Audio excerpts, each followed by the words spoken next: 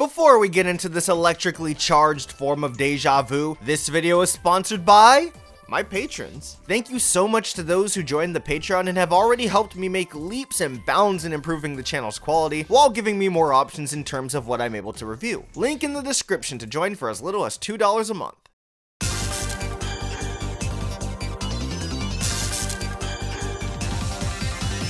Azure Striker Gunvolt, a 2D side-scrolling action platformer both developed and published by Inti Creates. Their first time doing so, as a matter of fact. The game was originally released on the 3DS in 2014, which was how I first played it, but has since been re-released onto Steam, Switch, and PS4. If you end up wanting to play this game, definitely go with one of those versions for a higher resolution and frame rate. Despite Gunvolt being their first completely original project, the independent company gained traction and exposure by helping bigger companies with their projects. Odds are you recognize their name from the Mega Man Zero quadrilogy and ZX duology. During the great Mega Man drought of the 2010s, fans of the Blue Bomber, such as myself, were looking for a run-and-gun, fast-paced platformer on two planes that demanded mastery of the mechanics, fun and frantic boss fights I could tackle in any order, and maybe even one that had the player controlling a cool blue dude. Seems a bit hyper-specific, I know, but come on, man. Capcom had seriously left their dedicated fanbase out to dry during this time, and it was brutal. I will never forget the suffering I endured being abandoned by the man who is, in fact, Mega. And as if some higher being was listening in, Gunvolt descended from the heavens themselves, a game that, for all intents and purposes, looked to be exactly what I was hoping for. I found out about it through the great Clement's old, now gone vlog reviews, and while the unique twist on the traditional jump and shoot gameplay seemed weird, who knows? It could have been great. I bought the game, played it, and as you can probably guess the rest, I was hooked. But why? What did it do to get me going as much as it did and still does? And when putting my bias aside as much as humanly possible, is Gunvolt really all that good to begin with? Well, I've been needing an excuse to run through the game again, so let's do it. Grab yourself a glass of water and get comfortable as I answer all these questions. This is my revolutionary review for Azure Striker Gunvolt.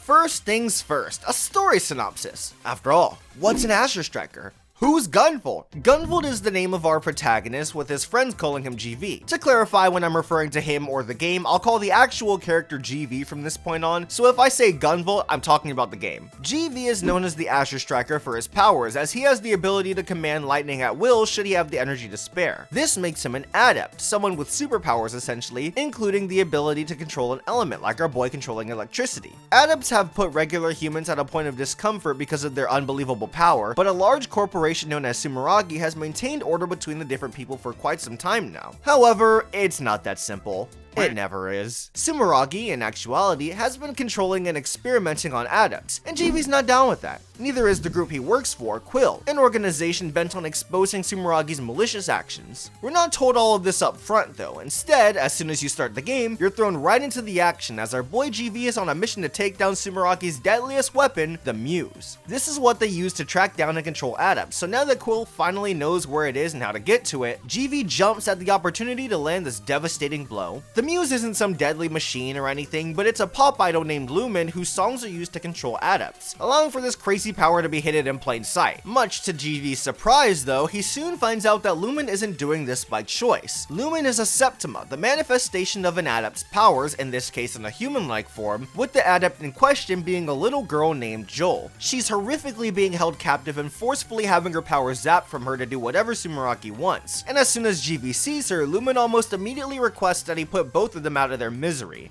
Yeah, if you couldn't tell, this story can and will get pretty dark, and we just started. Instead of doing this, GV goes against both Lumen's request and Quill's orders by setting Joule free, promising to house her himself, thus ending his direct relationship with Quill. After the lore dump and catching back up with GV, the story ends up just being about GV taking some freelance jobs from Quill, despite just leaving the group super dramatically in their battle to take down Sumeragi and make a world for not just adepts to feel safe in, but Joule as well. So, casual reminder that this is a 2D platformer with gameplay very much in the forefront. It's kind of funny how much is going on, especially in the opening moments, but I distinctly remember my first time playing and being very overwhelmed. What the heck is this story even about? Oh well, back to the real game. I'm sure my thoughts were somewhere along those lines. And I mean, of course, now I have just about everything regarding this story story figured out, but information isn't naturally delivered to the player. Many great stories throw the player or viewer into the thick of things right at the start, but they also naturally tell them everything they need to know in a way that sticks. Here, Gunvolt throws you in, tells you literally everything, and that's it. Giving bits of information in short bursts over the course of many stages would have made everything that much more digestible, because as things are, it's a bit much. That being said, I don't think this story is very good, but I still like it for what it is, and what it is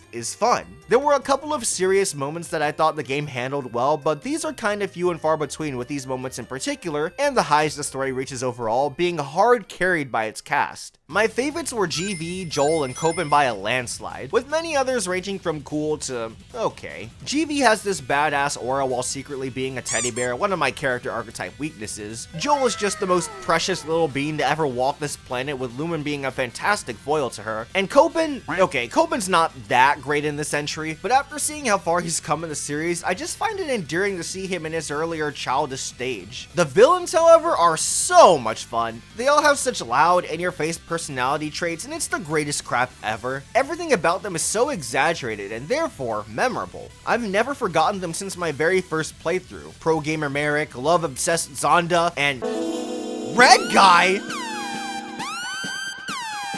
Nope! No! Wait, we're still talking about the story.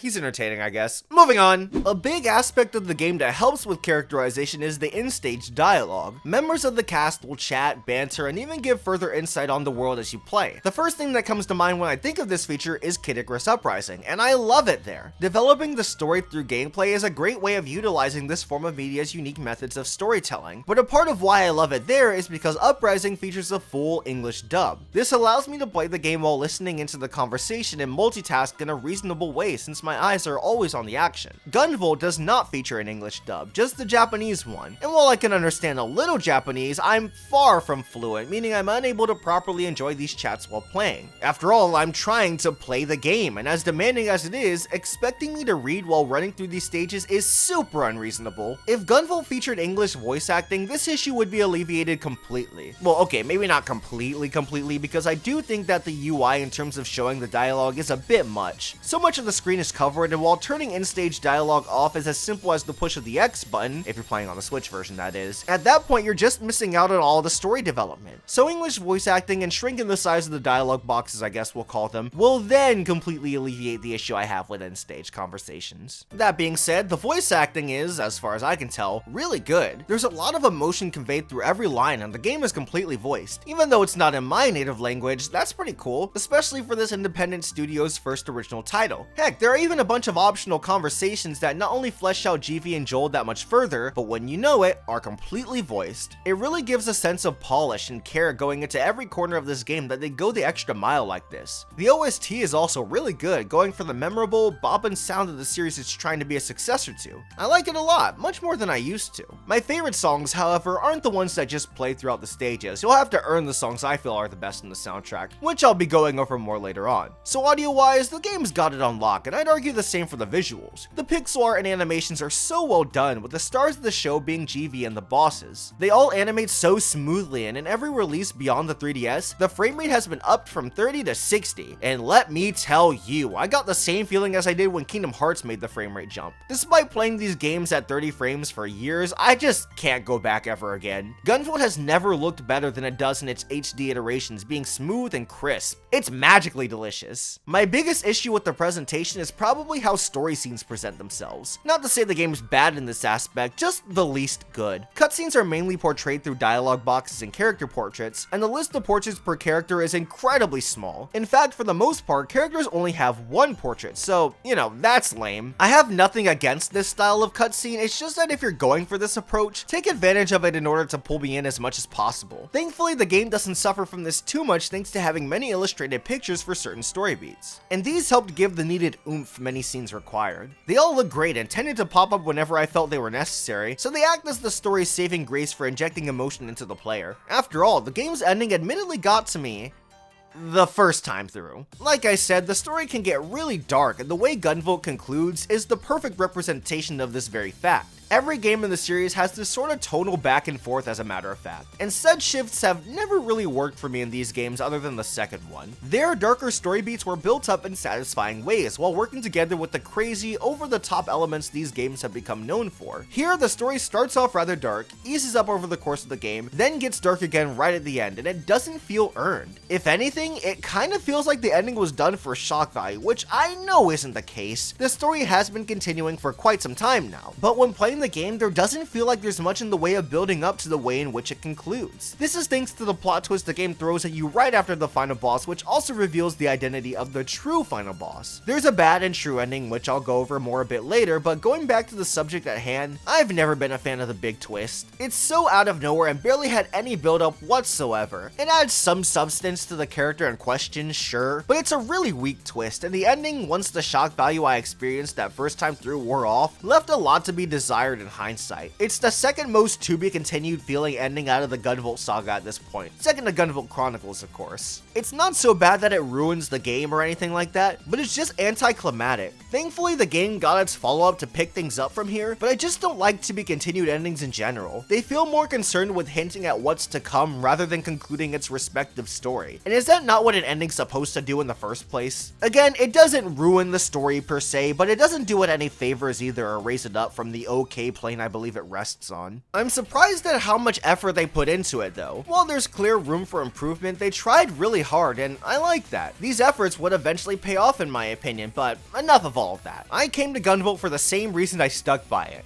The gameplay. Rather than the traditional running and gunning, or more appropriately jumping and shooting, the name of the game here is tagging and zapping. Your gun doesn't shave down the enemy's health all on its own, but rather it tags an enemy up to 3 stacks at once. You then use your flash field, which can let you glide while airborne, block most projectiles, and more importantly, shock enemies you've tagged to dish out the real damage. It takes some getting used to, but it's nothing crazy or anything. It'll become second nature to you before your first playthrough is anywhere near over, regardless of the short length. This strange way of playing ends up becoming a ton of fun while paving the way for strategies and level design that would otherwise be impossible. Because you don't have to be directly in front of the enemy, you can focus a lot more on dodging attacks and planning your positioning, allowing for more aggressive and involved enemy patterns. You can also distribute your tag stacks between multiple enemies since your default weapon allows for 3 tags, but doesn't limit those tags to 1 enemy at a time. You get more weapons by completing stages that not only have different properties, but raise the tag stack limit even higher, and they're as easy to swap between as the push of a button. It's very responsive and snappy, which are the adjectives I'd use to describe GV's general control and feel as a whole. He will go exactly where you want him to at the drop of a hat, to the point where he can come off as twitchy, and in the game's case, I like that a lot. All of this makes for a much faster paced game than anything Mega Man has provided. I mean, just look at how you can mash the dash button, or how quickly GV can scale walls. I know it's an unfair comparison, but the ways in which Gunvolt has cleaned up basic mechanics from the game that inspired it have made it a lot harder to go back to those very titles. This was always something I felt Inti Creates had done. Just look at the Zero games in comparison to the X ones. Say what you will about level design and character growth, but in terms of how Zero controls in his series compared to X and his, it's no contest, and the Gunvolt games are no exception. This is important not just due to the admittedly challenging experience Gunvolt provides, more on that later, but for its emphasis on score attacking. Gunvolt was a game designed not just to expand on ideas seen in the likes of Mega Man, but also to incentivize mastery of the mechanics and generally getting good by making the game more fun as a result. You see this number that pops up on the left side of the screen? This is your kudos bonus, points that add onto your total score count by accomplishing certain feats. Killing multiple enemies at the same time, defeating enemies while airborne, fulfilling secret requirements that vary per stage, liking, commenting, and subscribing to ZaffreRevolution, so on and so forth. You'll also receive a progressively increasing multiplier the higher you rack up your points. Depending on which kudos setting you equip before starting the stage, gutless, cautious, or fearless, you either won't lose your kudos points at all upon getting hit, will lose them upon getting hit 3 times, or lose them after just 1 hit respectively. The more you risk losing these points, the more points you'll be able to get, meaning that if you want the highest amount of points possible, you're gonna have to set the game to fearless and reach perfection. To add on to the risk reward aspects, you can choose to cash your kudos in at checkpoints or ignore checkpoints altogether to raise that score even higher, delivering an invigorating feeling to the player. This is first and foremost showcased through the hyped up visuals when you break the 1000 kudos threshold. The numbers get more energetic, and the music changes to a vocal theme performed by Lumen herself. And these are my favorite songs from the soundtrack I hinted at earlier. They only play if you master the stages enough to get your numbers to this point, and it's a great feeling to reach this level of skill and have the game reward you in this way. With higher points come higher ranks at the end of stages, ranging from a C to an S+, and the higher your score, the more materials you're able to get at the end of stages. You use these along with money you'll receive in stages or as rewards for in-game achievements to get equipment for GV to use, which all have different benefits to using them. They can be flat-out upgrades, extra mobility options, or something to shake up the baseline gameplay, but most prominently they raise the skill ceiling, meaning the better you get at the game, the more the game opens up to you, paving the way for new methods on how to approach the stages. All of this makes for an insanely replayable game, not only for how many options you can use as a result of getting good, but for the satisfying feeling you get from getting good. After all, while the act of getting good is important, it should still be fun, and for Gunvolt anyway, you're damn right it's fun. And it's crazy seeing just how much you can overcome the game's challenges become from the get-go. Gunvolt is pretty tough. Enemies are aggressive, boss fights are intense, and there's a lot the game expects you to be able to react to. Thankfully, the game gives you many ways to make all of this a lot less discouraging from trying again and again to come out on top, even if some of those methods are a bit much. The fact that there are no lives is nice, since lives in general are a pretty dated mechanic, but stuff like Privation and Reincarnation kind of destroy a lot of the game's challenge factor. Privation is a state GV can be in with various equipment, and you'll know he's in this state by the afterimage visual effect. Privation negates all damage unless he's hit while the flash field is up, so long as he has EP,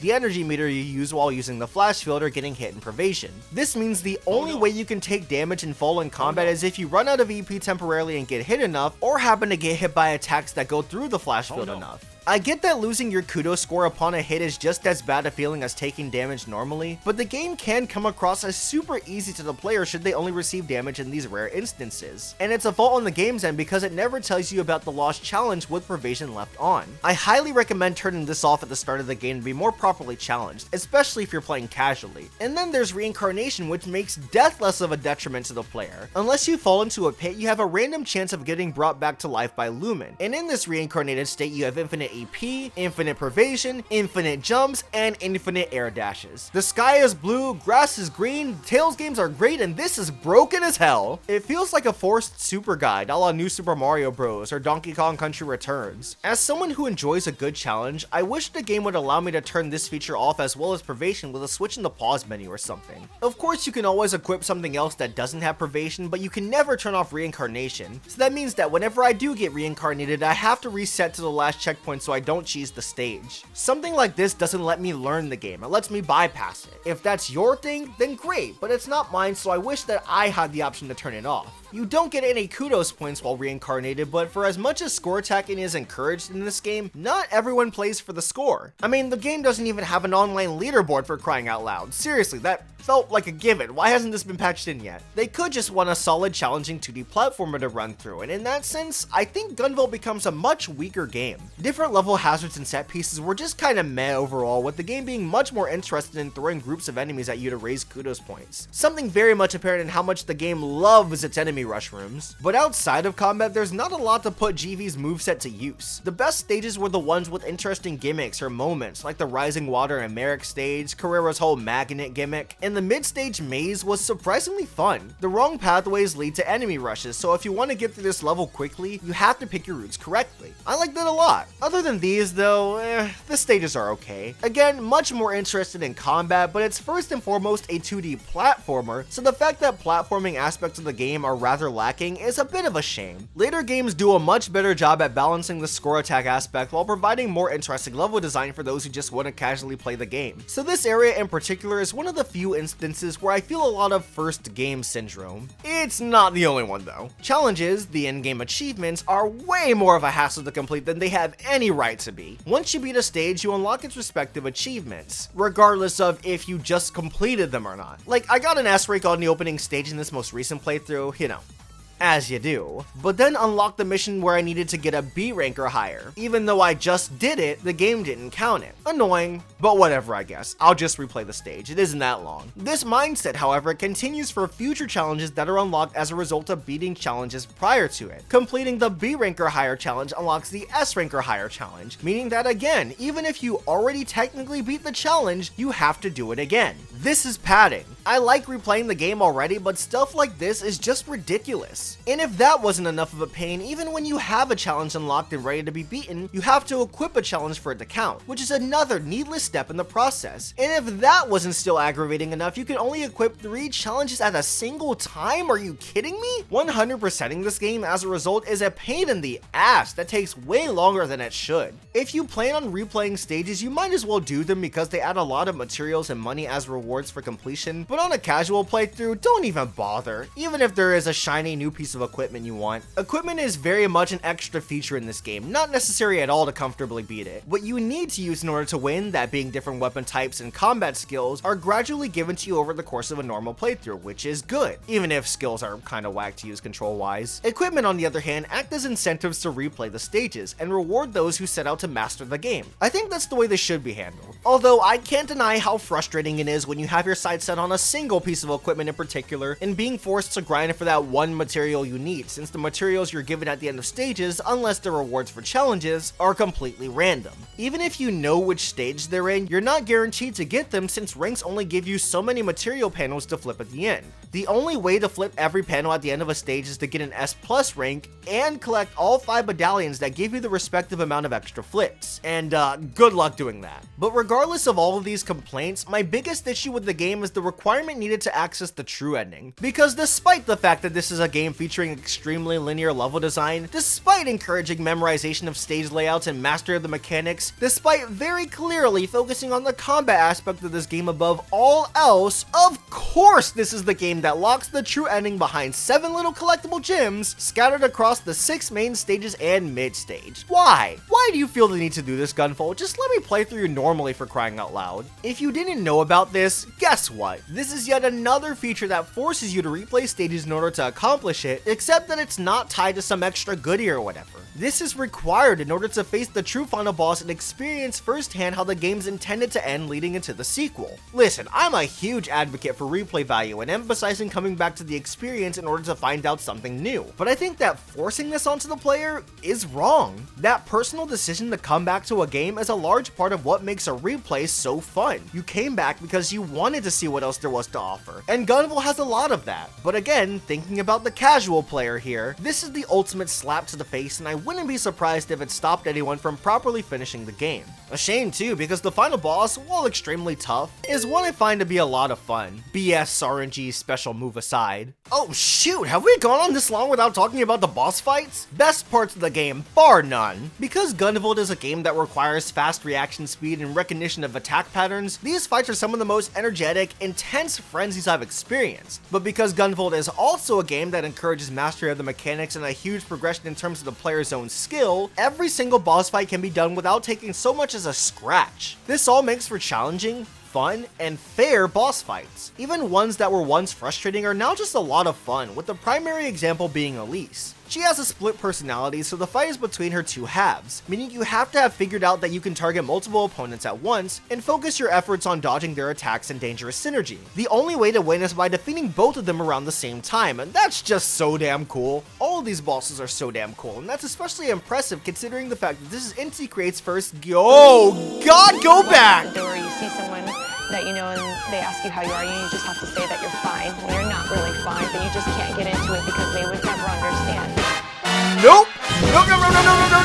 Nope! Okay, almost all of these boss fights are so damn cool. Despite that glaring issue, this wasn't nearly enough to detract from the other fantastic selection of fights to cap off these stages in the game as a whole. Despite all of my issues really, they aren't nearly enough to drag the whole down with them. I still love coming back to the game regardless of how much I've sold my soul to its follow-up, because I'm the type of player who loves mastering games that interest me, who loves coming back to my favorites in order to discover something new or fall even further for it, who loves a fun story that can provide entertainment in its own right, but never to the point where it takes me away from playing the game too much. For those who are possibly joining me for the first time through this video, which is a long shot but possible, I used to be a 2D platformer guy, but my bread and butter, not just for the channel but for me personally, are JRPGs. Yet because of my platformer background, I'm a gameplay over story type of guy. As a result, my favorite JRPGs are ones that excel at both. My favorite games are ones that excel at both. Interesting then how the Gunvolt series as a whole doesn't really excel in the storytelling department, and this game's no exception. The story's fun and I love the characters, but it ain't anything special. Even still, the games keep pulling me back, with this one being no exception, because when it comes to how it feels to play, how it rewards me for coming back to it, and how much more fun it gets the better I become, Azure Striker Gunvolt not only succeeds, but soars. While there are more levels that aren't too interesting to go through in a casual sense, that sort of thing doesn't bother me because I don't play this game casually anymore. When I play Gunvolt, I play to win, and the game encourages that playstyle a lot. Of course, this highlights one of the many ways it's outdone by its sequels. That game does allow for a lot more enjoyment both in a serious and casual sense, but as I will hopefully continue to show you in my future installments in this analytical series, these are not reviews. They're revolutionary reviews because they revolve around me, ZaffreRevolution. What do I look for? What matters to me? There's no way to truly know how others feel and how to judge a game in a general objective sense, and even muttering the phrase objective has gotten me a lot of flack in the past, so why bother? I'll just stick with what I know best, and who knows me better than myself? Of course, I like to take outside opinions into consideration in order to provide multiple perspectives for the overall conversation, as I'm a firm believer that hearing other people's thoughts, especially those you disagree with, can help you gain a much deeper understanding of why you feel the way you do about a given topic. But at the end of the day, know what you're signing up for. This is about me. If you want a video or YouTuber that exists simply to validate your own opinions, you're in the wrong place. So, taking into account all that matters to me as we've laid out over the video, does Gunvolt hold up? Absolutely, and if you're anything like me, first of all, you're awesome, go kiss someone, you'll be doing them a favor. And second of all, I highly recommend not just this game, but the entire series. There's a lot to love, it's incredibly replayable, and it'll satiate what you're possibly looking for not just out of a 2D platformer, but a video game. I've thrown dozens of hours into this game across multiple releases, and I've yet to grow tired of it. If that isn't enough of a sign as to just how much I enjoy my time with it, then frankly, I don't know what is. So play it already. If anything, it'll get you one step closer to playing Azure Striker Gunvolt 2, baby! A game I obviously love, almost as much as I love my patrons. Special shoutouts to my $10 tier Mystic artists who go by the names of First Lieutenant Noguchi, Capone Ardelane, Floragrar, Gaius, Mecha, Neolab, Noah Ignis, and Steve Appleman. And of course, a big thank you to all of my other patrons listed here. To get your name in my videos, join the $2 base artist tier through the link in the description. For exclusive videos and content along with week early access to major videos like this one, then please join the $5 burst artist tier. And if you want videos as soon as they're ready, meaning getting the larger heavy hitting stuff months in advance as well as your name spoken by my try-hard sexy voice, then please join the $10 mystic artist tier. Regardless, thank you for watching, and so long as you stay hydrated, I'll see you in whatever we do next.